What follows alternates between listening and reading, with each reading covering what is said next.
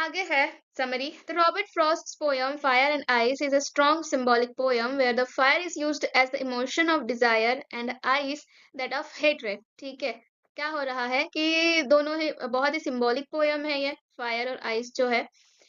जहाँ पर फायर को कौन से इमोशन के साथ, तो डिजायर के साथ कंपेयर किया गया है और आइस को हेट्रेड के साथ कंपेयर किया गया है। He has used the idea of two groups who have their own possible explanation for the end of the world. उन्होंने दो कैटेगरी में लोगों को डिवाइड कर दिया गया है जिनके पास क्या है, मतलब दो अलग अलग कैटेगरीज है, लोगों की ग्रुप्स है जो अलग अलग दो अलग एक्सप्लेनेशन दे रहे हैं दुनिया के खत्म होने के लिए। One is of the opinion that fire alone can destroy each and every possibility of life on Earth, while the other thinks that if ice, as a result of extremely low temperature, could cover the Earth's surface, it would lead to the end of the world.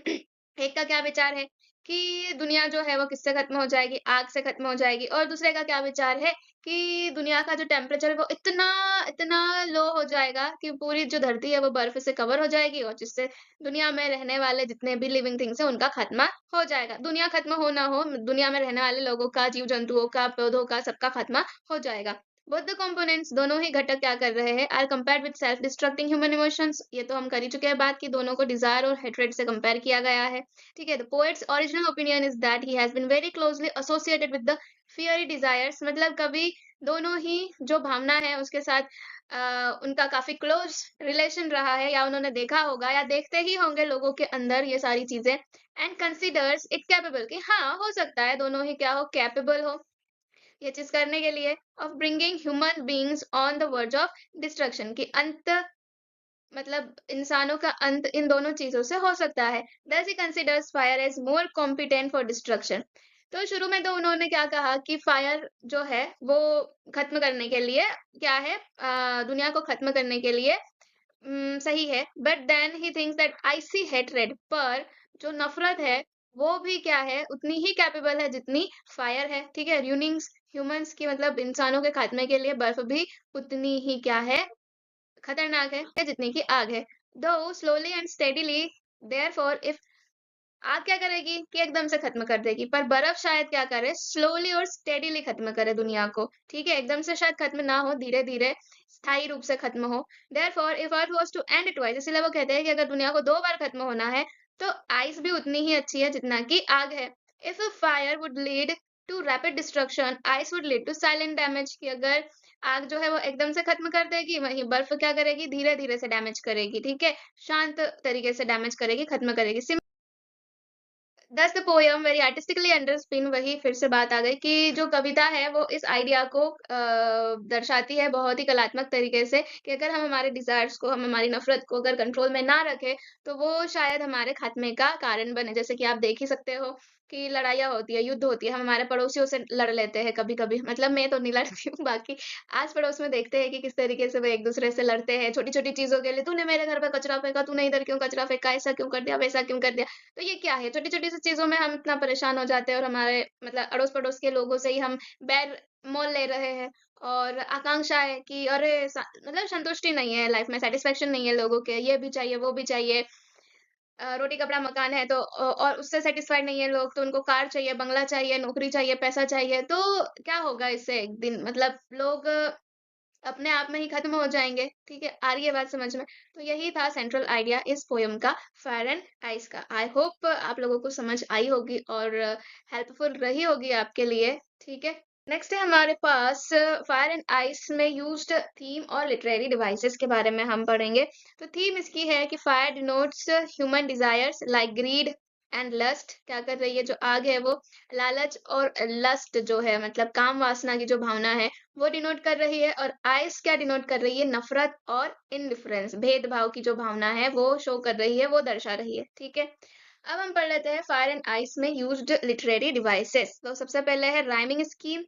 9 lines की ये poems है जिसको Robert Frost ने एक ही बार में लिख दिया था विदाउट एनी स्टैन्ज़ा।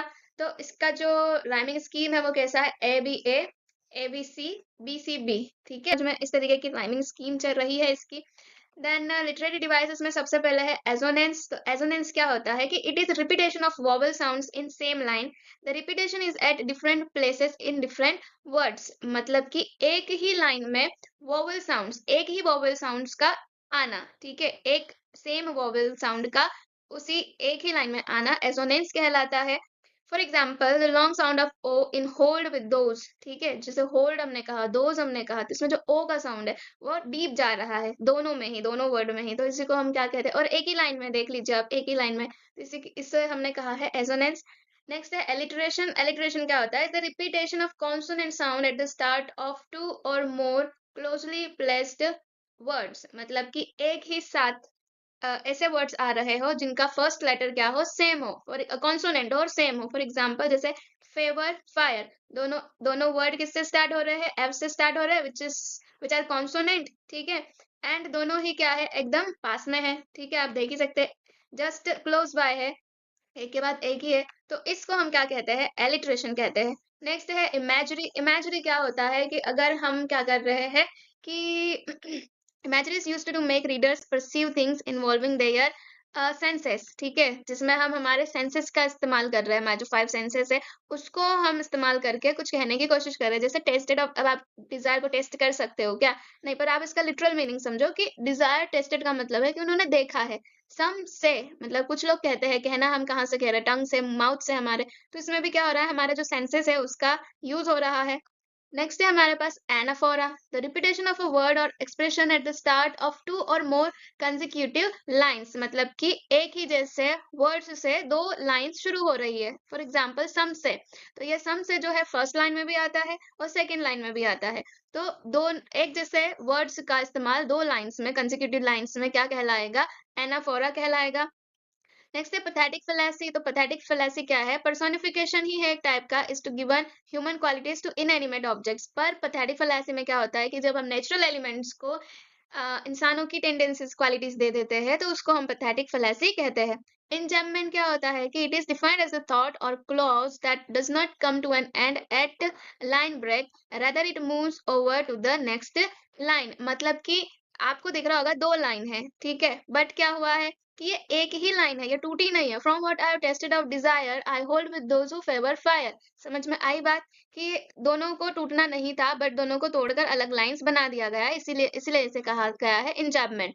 देन है एंटीथेसिस। एंटीथेसिस क्या होता है कि the poet has used two words opposite in meaning in the stanza fire and ice. Antithesis का मतलब कि आप दो अलग चीजों को एक साथ ही प्लेस कर दो, मतलब दो अलग अपोजिट वर्ड्स जो होते हैं, जैसे सैड का हैप्पी है, टॉल का शॉर्ट है, ठीक है? तो इन दोनों को अगर हम साथ में एक साथ जो एक साथ एक ही जगह रखें तो उसको बोला जाता है एंटीथेसिस, जैसे फायर एंड आइस।